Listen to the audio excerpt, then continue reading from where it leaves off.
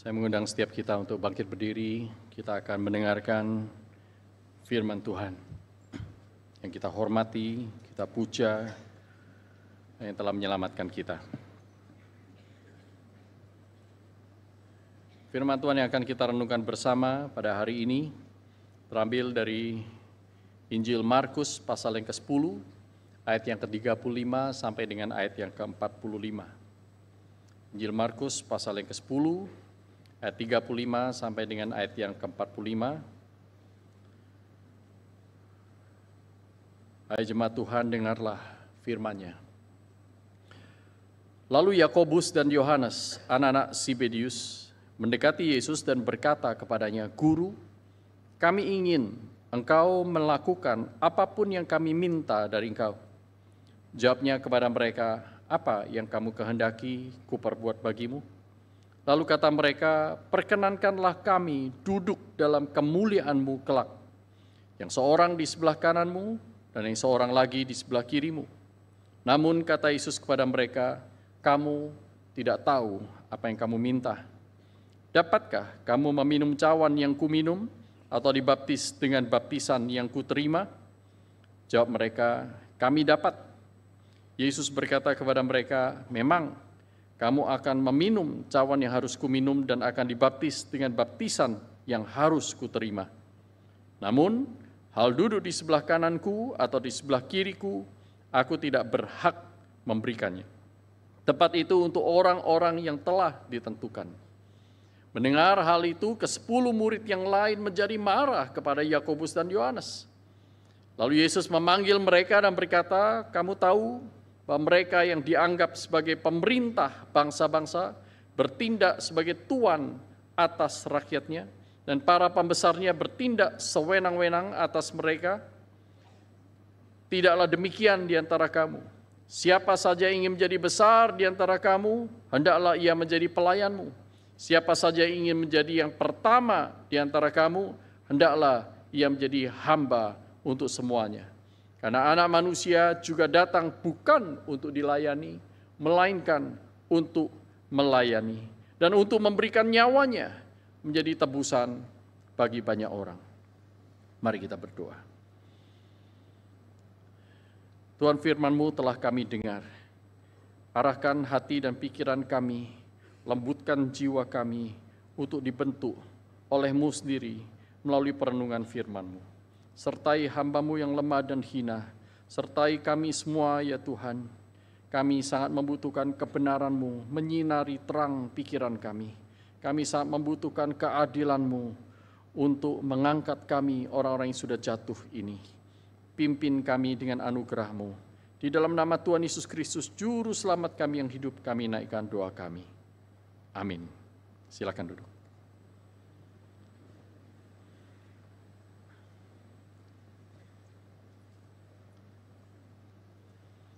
Mulai tahun ini saya akan melayani dengan menyampaikan khotbah-khotbah dalam satu seri yang saya berikan judul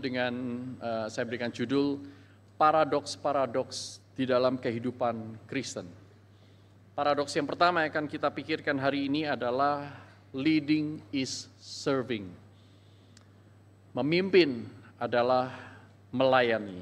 Apa yang dimaksud dengan paradoks? Paradoks artinya dua hal yang terlihat bertentangan tetapi sebenarnya tidak bertentangan. Berbeda dengan kontradiksi. Kontradiksi adalah dua hal yang memang bertentangan satu dengan yang lain. Nah, saudaraku, leading is serving. Memimpin tidak bertentangan dengan melayani, sekalipun dunia berpikir demikian. Tetapi di dalam kekristenan, di dalam pengajaran kitab suci yang diwahyukan oleh Allah yang maha benar, seorang pemimpin haruslah seorang yang melayani. Apa yang dimaksud dengan itu? Tadi kita sudah membaca dalam Markus pasal 10 ayat 35 sampai dengan ayat yang ke-45. Saudara, satu kali banjir besar, banjir bandang orang menyebutnya, melanda sebuah kampung sehingga seisi kampung itu tenggelam.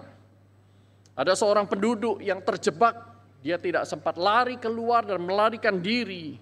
Ketika banjir itu menerpa, dia naik ke atas atap rumahnya. Saudaraku, di tengah-tengah lautan air yang begitu dahsyat sedang mengamuk, saudaraku. Dan di sana ia berdoa memohon Allah untuk menolongnya. Tuhan, tolong aku, selamatkan aku percaya dalam iman. Tidak lama kemudian, saudaraku, ketika air sedikit lebih tenang, perahu datang mendekat, saudaraku, mendekat ke atap tempat dia berdiri itu. Dan kemudian orang di dalam perahu berkata, lompatlah, aku bisa menyelamatkanmu. Dengan heran, saudaraku, orang ini menolak dan berkata, tidak, aku sudah berdoa, Allah yang akan menyelamatkan aku. 1 jam, 2 jam kemudian, sebuah kapal dengan mesin boat, saudaraku, datang, mendekat dan berkata hal yang sama, lompatlah, aku akan menyelamatkanmu. Untuk yang kedua kali dia berkata, enggak, aku sudah berdoa, Allah yang akan menyelamatkan aku. Tidak lama kemudian, saudaraku, helikopter datang. Dan orang di atas helikopter berkata, ambil tangga itu, naik, aku akan menyelamatkanmu. Tidak, Allah yang akan menyelamatkan aku. Tidak lama kemudian orang ini mati. Dia naik ke surga sampai di pintu gerbang. Berjumpa dengan Allah. Dan dia berkata kepada Allah, Allah, kenapa engkau tidak menyelamatkan aku? Kenapa engkau biarkan aku mati? Bukankah aku sudah berdoa dan aku beriman kau akan menyelamatkan aku? Tuhan berkata, aku sudah mengirimkan 2 kapal, 1 helikopter, engkau tolak semua. Saudaraku yang terkasih dalam Tuhan, kadang-kadang Tuhan memiliki pikiran, bukan malah kadang-kadang ya, seringkali, saudaraku. Dan hampir selalu pikiran Tuhan itu bertentangan, berkontradiksi dengan pikiran dunia. Dan kita orang percaya pun seringkali begitu keras kepala, begitu terbatas, begitu picik untuk mengerti kehendak Tuhan. Ketika saudara dan saya membaca Markus pasal 10 ayat 35 sampai 45 ini, saudaraku, ini bukan kali pertama Tuhan Yesus mengajarkan prinsip tentang kepemimpinan di dalam kerajaan surga. Saudara bisa membaca di Markus pasal 9 ayat 35, ketika Tuhan Yesus mengajar para murid, dia memangku seorang anak dan berkata, jika seorang ingin menjadi yang pertama, hendaklah ia menjadi yang terakhir dari semuanya dan pelayan dari semuanya. Kalau engkau ingin masuk kerajaan surga, engkau harus menjadi seperti anak kecil ini. Tuhan Yesus sudah memberikan prinsip tentang kepemimpinan menurut kerajaan surga. Barang siapa ingin menjadi yang pertama, hendaklah ia menjadi yang terakhir dari semuanya dan pelayan dari semuanya. Tuhan Yesus mengatakan itu karena para murid sedang bertengkar satu dengan yang lain. Mereka sedang berargumen, siapa yang lebih tinggi, siapa yang lebih besar. Kalau nanti Yesus akan masuk ke Yerusalem, dia akan dinobatkan menjadi raja dan datang kali itu dengan kemuliaan. Siapa yang akan mendapatkan posisi yang terhormat? Maka Tuhan Yesus menyatakan dalam Markus 9 itu, jadilah seperti anak kecil. Jadilah seperti anak kecil. Nah, saudaraku, tetapi heran sekali, setelah itu pun Tuhan Yesus mengajarkan kepada mereka syarat-syarat mengikuti Yesus. Mengikuti Yesus, saudara, engkau harus menyangkal diri, memikul salib, engkau akan melewati berbagai macam penderitaan, dan bahkan Tuhan Yesus menceritakan bagaimana Sang Anak Manusia akan menderita sebanyak 3 kali sebelum Markus pasal 10 ayat 35 tadi dicatat. Tuhan Yesus sudah 3 kali menyatakan bahwa anak manusia akan ditangkap. Orang-orang akan mengolok-olok dia, meludahi, mencambuk, dan membunuh dia. Tetapi sesudah 3 hari ia akan bangkit. Tetapi para murid masih sulit sekali mengerti. Bukan hanya Yakobus dan Yohanes, tetapi 10 murid yang lain yang marah-marah kepada Yakobus dan Yohanes. Mengapa marah? Karena Yakobus dan Yohanes dianggap mencuri start. Dan menggunakan kedekatannya dengan Tuhan Yesus untuk memperoleh yang dia mau. Ini yang kita kenal di dalam praktek politik sebagai nepotisme. Nepotisme terjadi dalam diri para murid. Dorongan, keinginan daging itu masih ada dalam diri mereka. Tuhan, nanti kalau Engkau datang dengan kemuliaan-Mu kelak, kami rindu Tuhan. Satu di antara kami duduk di sebelah kanan, yang satu lagi di sebelah kiri. Posisi yang paling tinggi, tidak ada yang lebih tinggi dari itu, saudaraku. Dan ini sama sekali tidak masuk akal. Tidakkah mereka berpikir bahwa Abraham lebih besar daripada mereka? Tidakkah mereka berpikir bahwa Daud lebih besar daripada mereka? Tidakkah mereka berpikir masih banyak lagi Musa dan Elia? Berani-beraninya Yakobus dan Yohanes dan 10 yang lain ini merasa diri lebih tinggi daripada nabi-nabi di Perjanjian Lama yang menjadi martir bagi Allah. Saudaraku, kenyataan bahwa para murid itu bertengkar, berebut posisi paling tinggi, bahkan rela menggunakan segala macam cara untuk mendapatkan posisi yang paling tinggi itu, menyadarkan kepada saudara dan saya semua. Menyadarkan apa? Menguliti kita sebenarnya. Bahwa di dalam diri kita sebenarnya masih bercokol keinginan duniawi itu. Ingin menjadi lebih tinggi, ingin menjadi lebih utama daripada yang lain. Dan di satu sisi kita melihat sebuah kenyataan gelap.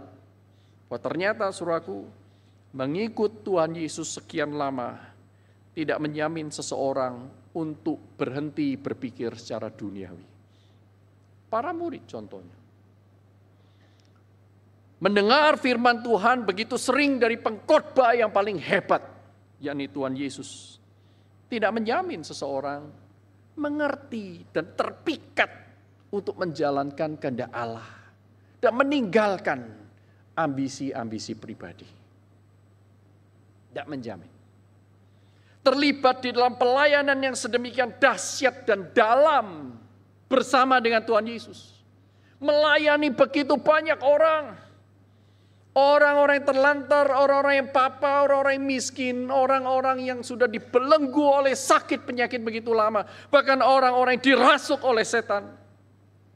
Para murid melihat dan bukan hanya itu, mereka diutus dan melakukan pelayanan-pelayanan itu. Bahkan termasuk mujizat-mujizat itu. Ternyata tidak menjamin seseorang itu meminta di dalam doanya hal yang benar kepada Allah. Aneh ya? Tidak menjamin. Apalagi yang sebagian besar dari kita.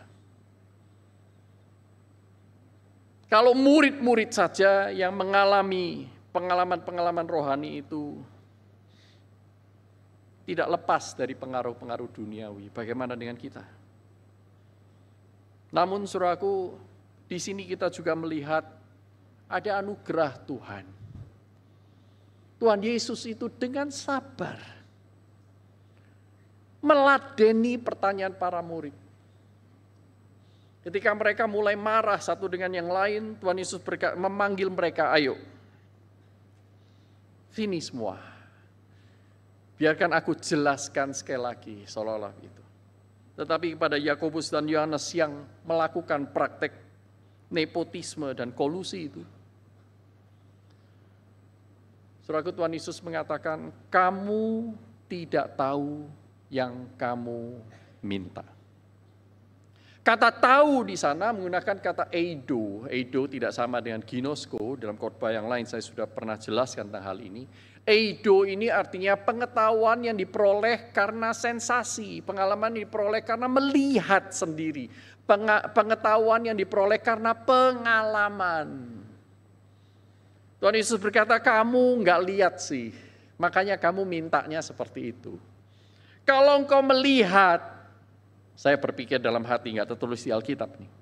Saya berpikir dalam hati, kalau engkau melihat, engkau mengerti apa yang harus dilakukan untuk menjadi yang terkemuka, saya enggak yakin kamu masih mau. Tuhan Yesus mengumpulkan mereka dan kemudian mengajarkan kepada mereka bahwa prinsip kerajaan Allah tentang kepemimpinan, tentang kebesaran, the greatness of human being, itu berbeda dari kerajaan dunia, berbeda dari prinsip-prinsip dunia. Dan di ayat 45 dengan jelas Kristus menetapkan standar keutamaan dan standar kebesaran seorang pemimpin menurut kerajaan Allah itu tidak lain adalah Kristus dan salibnya. Kristus dan salibnya. Itulah standar. Semakin kita menyerupai Kristus, semakin kita mengalami penderitaannya, semakin saudara dan saya dianggap besar dan utama oleh Allah. Tuhan Yesus berkata, karena anak manusia juga datang bukan untuk dilayani, melainkan untuk melayani dan untuk memberikan nyawanya menjadi tebusan bagi banyak orang. Pertanyaannya adalah, apa artinya kalimat itu? Apa artinya? Apa yang dimaksud dengan standar keutamaan dan kebesaran itu adalah Kristus dan salibnya? Saudaraku, di dalam kerajaan Allah superioritas diukur minimal. Dari bagian ini kita membaca ada dua hal. Yang pertama, diukur dari kerendahan hati. Kerendahan hati. Yaitu apa? Kesediaan menempatkan diri lebih rendah daripada orang lain. Justru orang-orang ini akan ditinggikan. Barang siapa yang menjadi terutama, pertama dia haruslah menjadi yang terakhir. Saudaraku, ayat 42 mengatakan, Tuhan Yesus menyebutkan demikian. Lalu Yesus memanggil mereka dan berkata, kamu tahu bahwa mereka yang dianggap sebagai pemerintah bangsa-bangsa. Kata pemerintah di sana menggunakan kata arkon, arche, the beginning, yang pertama. Yaitu dianggap sebagai yang memerintah. Yang memerintah itu adalah yang pertama, saudaraku. Pada zaman kultur, pada zaman itu, raja itu berada di barisan paling depan di dalam peperangan. Yang pertama.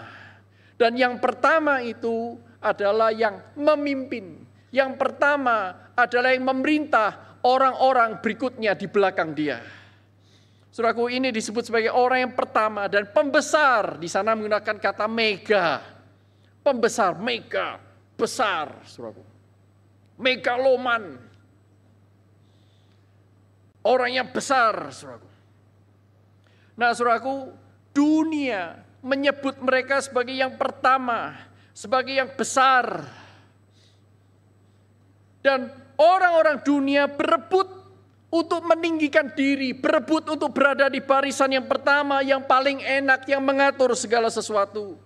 Mereka ingin menjadi lebih daripada yang lain, mendapatkan privilege yang tidak didapatkan oleh orang lain yang tidak berada di posisi itu.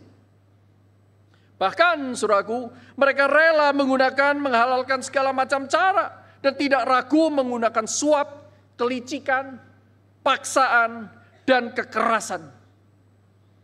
Itu terjadi di zaman Tuhan Yesus. Kerajaan-kerajaan Romawi dengan kaisar-kaisar yang bengis, kaisar yang licik, kaisar yang menggunakan segala macam cara untuk berada di puncak piramida sosial itu. Itu yang mereka kejar. Saya berikan contoh bukan dari Pilpres ini, supaya tidak dikira saya mengarahkan. Kampanye terselubung di dalam khotbah. Saya berikan contoh dari abad pra-reformasi. Abad yang ke-15. Seorang pemimpin gereja bernama Rodrigo Borgia.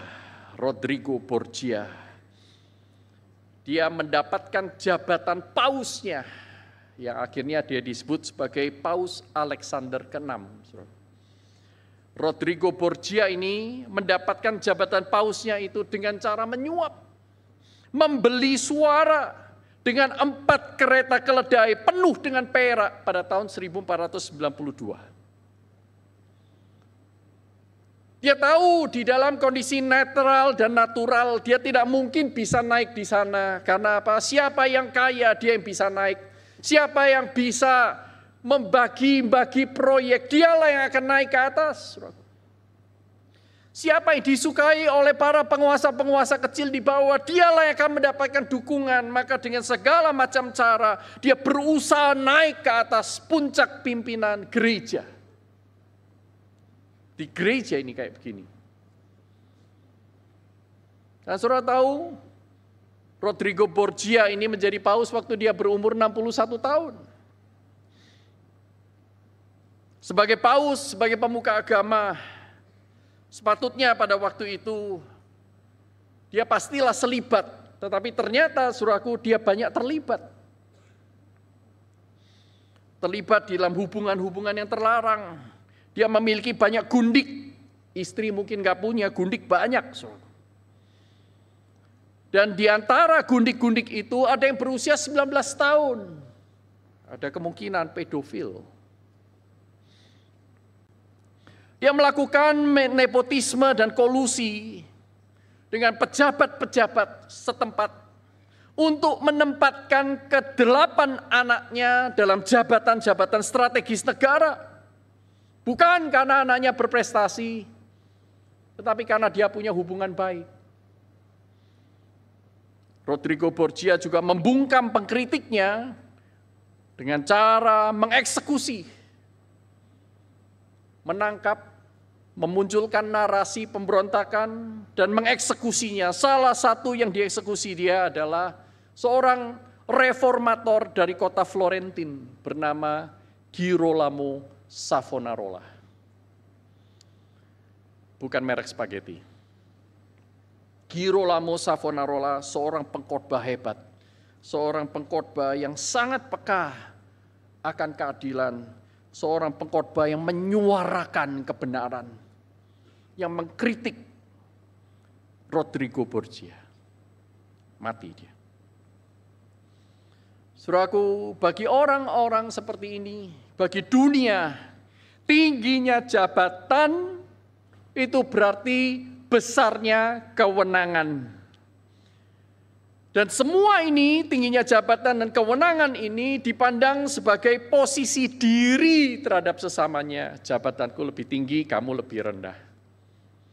Aku lebih bisa melakukan banyak hal, kamu harus nurut kepadaku. Aku lebih tinggi. Saudaraku, inilah yang diajarkan oleh dunia. Berlomba-lomba untuk mencari tempat yang lebih tinggi untuk bisa merendahkan orang lain. Mereka menggunakan segala macam cara untuk menginjak orang lain, memijak mereka untuk mereka naik tinggi. Tetapi tidak sama dengan prinsip kerajaan Allah. Lihat bedanya. Tuhan Yesus berkata, siapa yang ingin menjadi mega, siapa yang ingin menjadi besar, hendaklah dia menjadi diakonos, minister, pelayan. Dan barang siapa ingin menjadi protos, mereka yang menjadi terutama, diperhitungkan, berada di barisan paling depan, mendapatkan banyak sekali privilege. Hendaklah dia menjadi doulos, budak-budak itu. Inilah prinsip kerajaan Allah. Berbeda 180 derajat. Albert Barnes membuat kesimpulan yang menurut saya sangat penting. Dia berkata demikian, bahwa orang yang kaya, orang yang miskin, orang yang terpelajar, orang yang tidak terpelajar, atau orang yang bodoh, orang yang terjajah dengan orang yang merdeka, semuanya itu adalah equal, setara di mata Allah, di mata kerajaan Allah.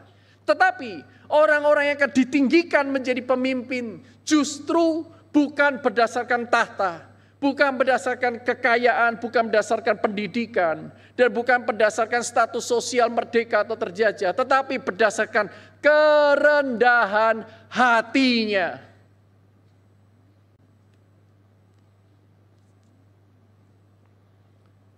Orang yang akan ditinggikan Allah adalah orang yang menunjukkan, memperlihatkan kerendahan hati yang dahsyat. Yaitu orang yang memiliki kesadaran diri yang terdalam bahwa dirinya itu tidak layak untuk ditinggikan. Justru orang-orang yang merasa diri tidak layak inilah yang Tuhan akan pakai luar biasa untuk menjadi pemimpin.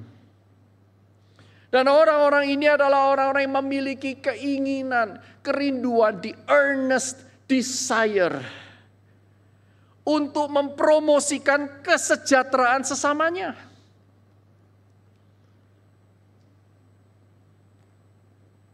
Alkitab menjelaskan melalui perkataan Kristus sendiri, Kristus. Saudara bayangkan, lihat Kristus, Sang Pencipta langit dan bumi, Raja di atas segala raja, Tuhan di atas segala Tuhan, lebih utama daripada segala sesuatu, lebih besar daripada segala sesuatu. En arche en ho logos. Dia adalah yang pertama dari segala sesuatu. Dan dia adalah yang paling besar karena dia adalah Allah. Dia adalah yang paling mega daripada yang lain. Tetapi apa yang dia lakukan? Dia datang untuk melayani, bukan untuk dilayani. Max Lucado dalam bukunya The Gift for All People, dia menggunakan kalimat yang begitu indah. Saya terjemahkan sedemikian. Ia datang bukan sebagai kilatan cahaya, atau sebagai seorang penakluk yang tidak dapat didekati, yang remote, yang distant, yang jauh. Yang orang-orang tidak bisa mendekat kepada dia. Tetapi sebaliknya, dia datang sebagai seseorang yang tangisan pertamanya saja didengar oleh seorang gadis desa dan seorang tukang kayu yang sedang mengantuk. Maria dan Yusuf yang sederhana. Dia bukan jauh di sana. Padahal dia adalah lebih besar, lebih utama daripada segala sesuatu. Tetapi dia datang untuk melayani. Hamba, pelayan. Max Lucado melanjutkan, kisah seorang raja bisa dimulai di mana saja. Misalnya di istana, di rumah sakit yang ternama. Tetapi anehnya, Allah memilih untuk memulai kisah itu dari palungan. Saudaraku, dari hal yang pertama ini kita belajar bahwa kepemimpinan dan kerendahan hati itu berjalan bersama-sama di mata kerajaan surga. Barang siapa tidak mau merendahkan dirinya, janganlah dia menjadi pemimpin. Tetapi barang siapa mau memimpin, dia haruslah merendahkan dirinya seperti Kristus. Menjadi pelayan bagi yang lain. Karena leading is serving. Pemimpin Kristen pertama-tama haruslah memiliki kerendahan hati seperti Kristus. Kerendahan hati seorang yang selalu rindu untuk melayani orang lain. Yang kedua, saudara. Kalau yang pertama tadi itu berkaitan dengan status orang yang tidak menganggap lebih tinggi dari yang lain tetapi merendahkan diri, yaitu kerendahan hati seperti Kristus, maka yang kedua itu adalah aksinya. Bukan lagi status tetapi aksi. Aktus.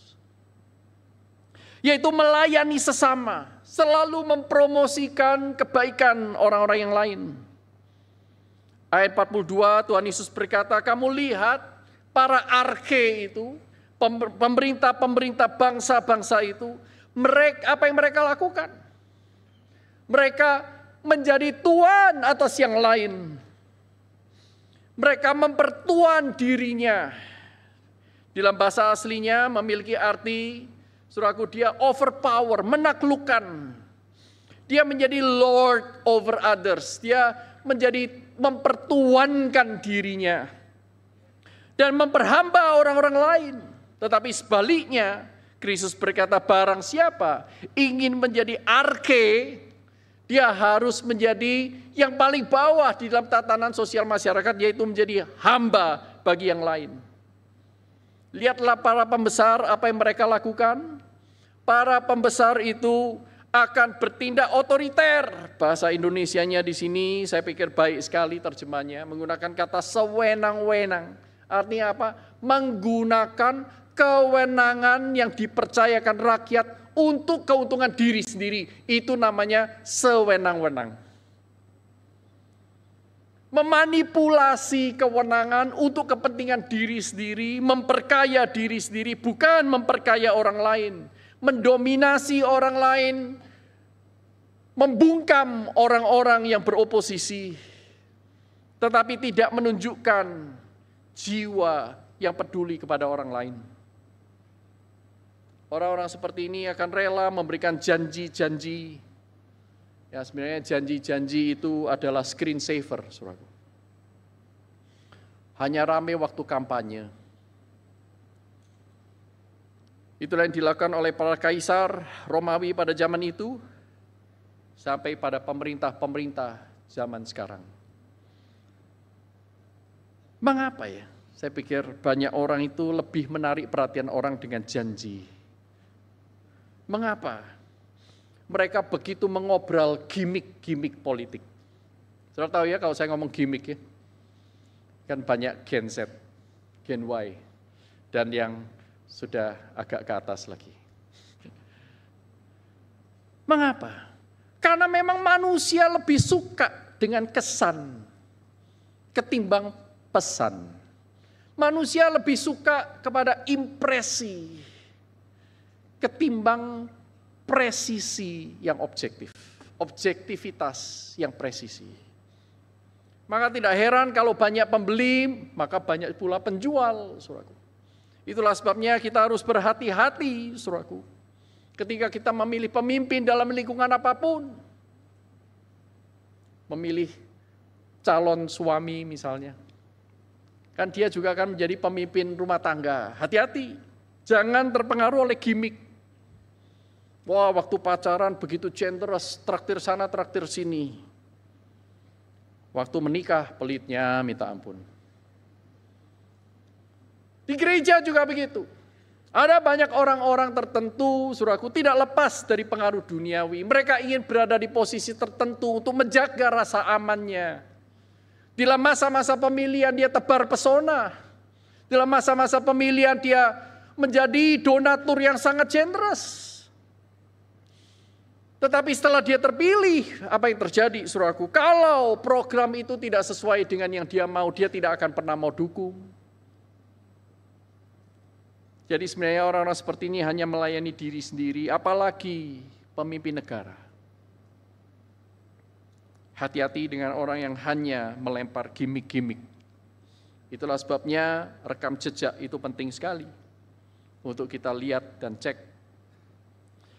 Saudaraku, pemimpin dan pembesar dunia berlomba naik ke atas dalam piramida sosial supaya mereka mendapatkan pelayanan terbaik, bukan untuk memberi pelayanan yang terbaik.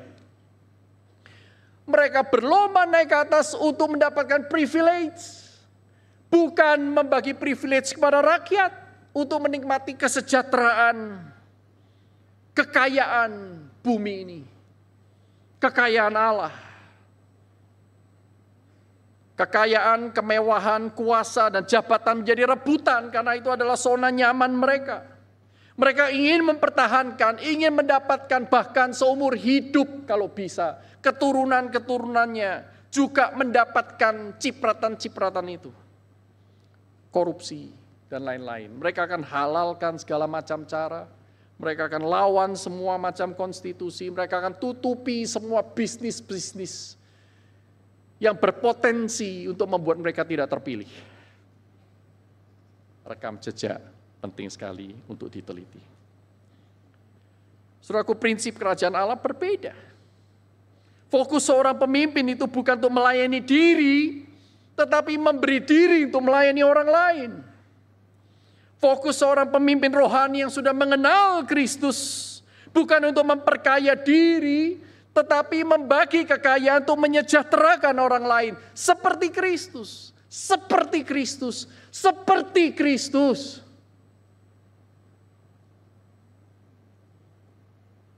Meminjam perkataan William Barclay, Yesus bukan raja yang merendahkan orang lain supaya mereka melayani dirinya. Tetapi dia merendahkan diri untuk melayani saudara dan saya. Memberi kita hidup. Ujian kebesaran, kata William Barclay, bukanlah pelayanan apa yang aku bisa dapatkan dari kalian. Tetapi ujian kebesaran itu dengan pertanyaan seperti ini, pelayanan apa yang aku bisa beri kepada orang lain? Dialah pemimpin yang sejati. Pemimpin yang memiliki hati Allah. Saudaraku, Tuhan Yesus sudah menunjukkan kepada kita raja macam apa dia ketika dia memberi dirinya, mengasihi kita habis-habisan. Itulah sebabnya dalam Filipi pasal 2, saudara mendengarkan di sana prinsip kerajaan Allah tentang seorang pemimpin, yaitu Kristus. Standarnya dan salibnya. Ia yang tidak menganggap kesetaraan dengan Allah sebagai hal yang harus dipertahankan. Dia menjadi manusia, mengambil rupa seorang hamba, bahkan taat sampai mati di kayu salib. Nah kemudian ayat selanjutnya mengatakan apa? Karena itulah Allah meninggikan dia di atas segala yang lain. Sehingga suatu saat nanti semua lidah akan mengaku, semua lutut akan bertelut bahwa Yesus adalah Allah. Raja di atas segala raja, Tuhan di atas segala Tuhan. Saudaraku, prinsip kepemimpinan menurut kerajaan surga. Yang kedua itu adalah bahwa memimpin dan menderita tidak bisa dilepaskan. Kalau yang tadi memimpin dan merendahkan diri tidak bisa dilepaskan. Yang kedua, memimpin, menderita untuk melayani tidak bisa dilepaskan. Dengan kata lain, saudaraku, jikalau saudara tidak mau menderita bagi orang lain, jangan mengejar kursi kepemimpinan. Kalau saudara ingin menjadi pemimpin tanpa mau berkorban, pada saat yang sama saudara sedang mengklaim diri, aku adalah pemimpin menurut prinsip dunia, bukan menurut prinsip Allah. Saudaraku, pemimpin Kristen haruslah meneladani pelayanan Kristus, berani berkorban, mengangkat derajat hidup orang yang dilayaninya. Jikalau kita tidak mau berkorban, tidak mau meneladani Kristus, jangan pakai nama Kristen di dalam kepemimpinanmu. Jangan memanipulasi kitab suci, karena kitab tidak pernah mengajarkan jenis kepemimpinan yang sedemikian.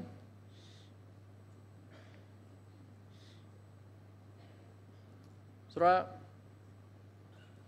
satu kali di akhir abad 1800-an, D.L. Moody, seorang penginjil yang terkenal sekali di Amerika, mengadakan sebuah konferensi untuk para hamba Tuhan di kota Massachusetts, di state Massachusetts. Ya. Orang-orang itu datang, banyak di antara mereka itu dari Eropa, dan orang Eropa mempunyai sebuah kebiasaan, kalau malam mereka akan menempatkan sepatu mereka di depan pintu kamar mereka. Dengan harapan nanti ada pembantu yang akan membersihkan pintu itu setiap malam. Itu adalah kebiasaan orang Eropa. Di Amerika tidak ada seperti itu. D.L. Moody orang Amerika. Nah ketika malam D.L. Moody itu melewati bangsal atau tempat asrama di mana para tamu itu tinggal, para tamu konferensi itu tinggal, dia melihat, wah banyak sekali sepatu-sepatu kotor di depan. Dia mulai sense. Dia mulai mengerti bahwa ada perbedaan kultur di sini.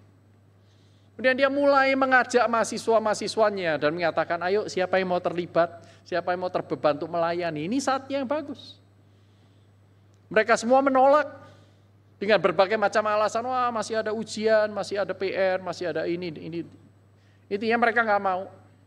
Akhirnya D.L. Moody diam-diam, dia mengambil sepatu-sepatu itu, membersihkannya satu persatu, mengembalikan di tempat sepatu-sepatu itu berada.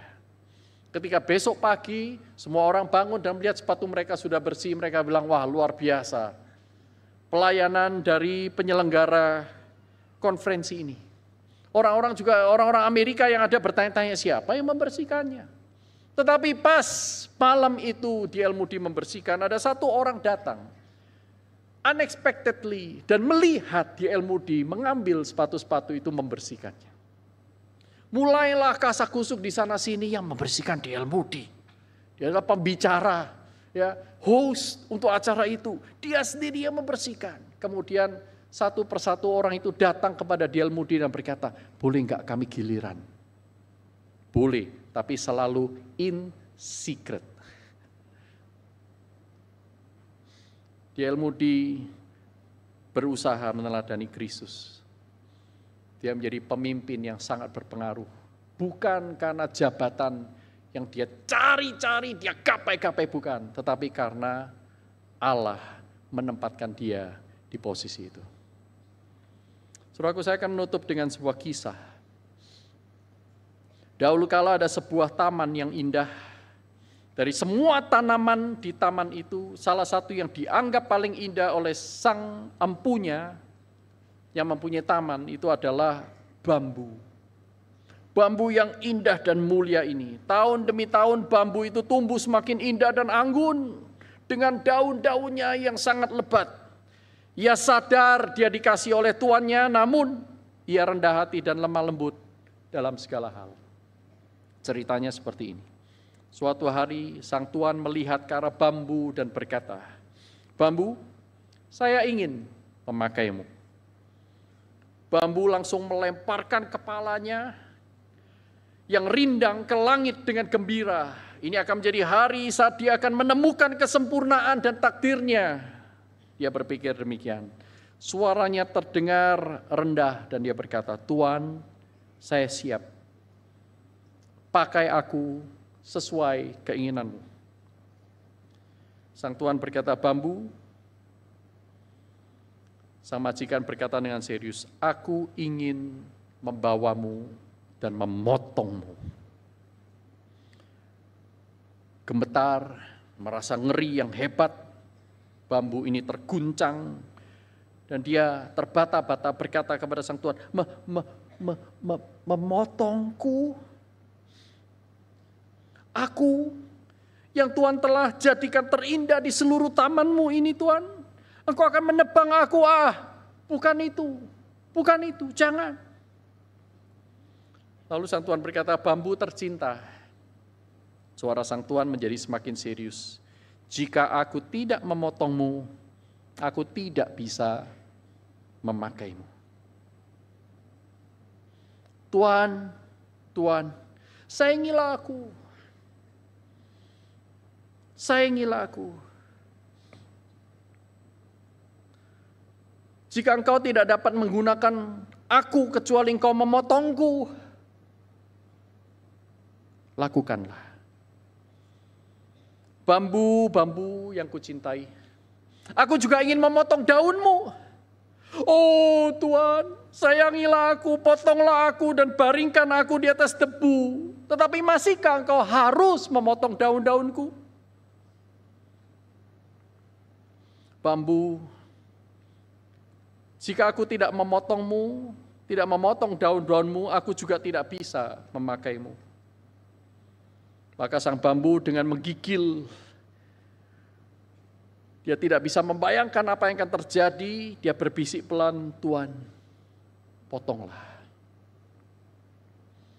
"Bambu, aku juga akan membelahmu menjadi dua dan memotong jantungmu yang ada di dalam bambu itu. Karena kecuali aku melakukan ini, aku tidak dapat memakaimu."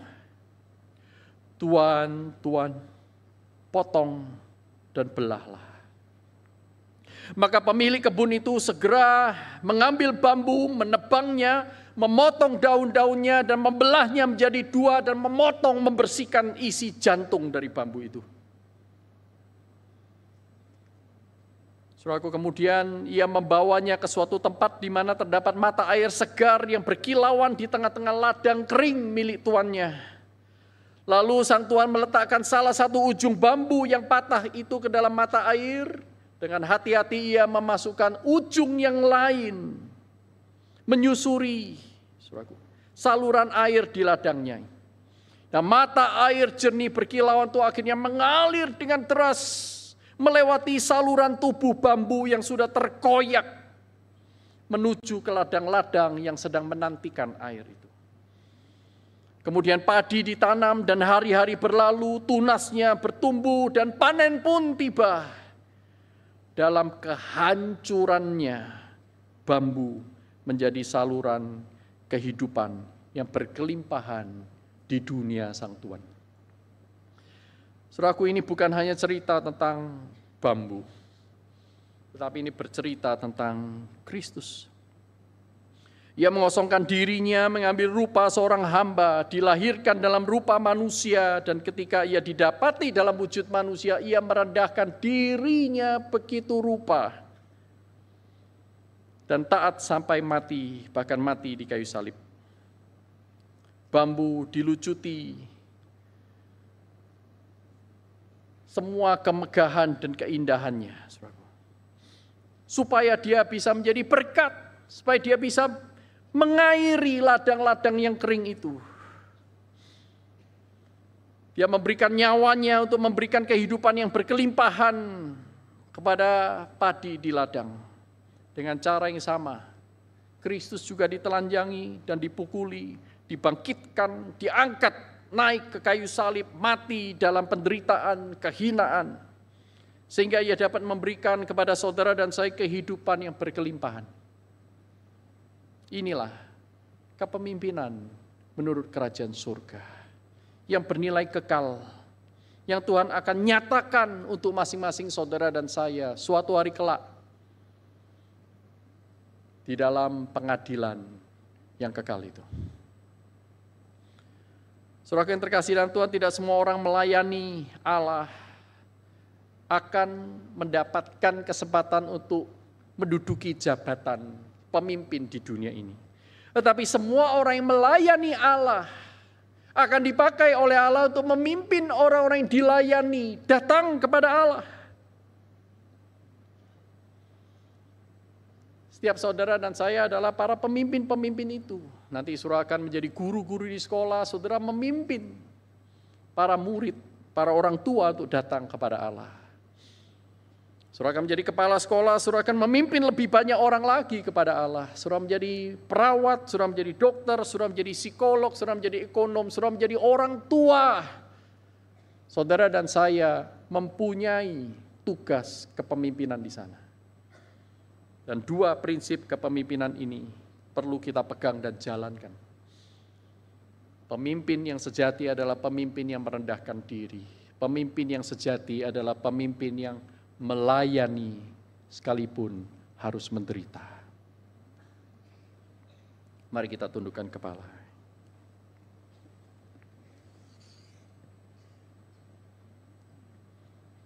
Tuhan, tolong kami, persiapkan kami untuk menjadi pemimpin-pemimpin di dalam kerajaan Tuhan. Bukan mengejar apa yang dunia kejar, merendahkan orang lain untuk meninggikan diri, memanfaatkan orang lain untuk memperkaya diri. Tetapi tolong kami untuk meneladani Kristus, memberi diri untuk melayani, merendahkan diri untuk mengangkat orang lain, supaya mereka boleh datang kepada Allah. Tuhan, pakailah masing-masing kami dengan apa yang kami bisa lakukan, dengan posisi status yang Tuhan berikan kepada kami yang masing-masing berbeda-beda. Dan tolonglah kami dengan aksi nyata pelayanan kami boleh memimpin banyak orang sekitar kami untuk mengenal Engkau. Allah kami, Allah Sang Raja di atas segala Raja, Sang Tuan di atas segala Tuan, yang telah melayani kami lebih dulu. Terpujilah Engkau Tuhan, pimpin kami menjadi pelaku-pelaku firman. Di dalam nama Tuhan Yesus Kristus, Juru Selamat kami yang agung, semua yang percaya katakan, amin.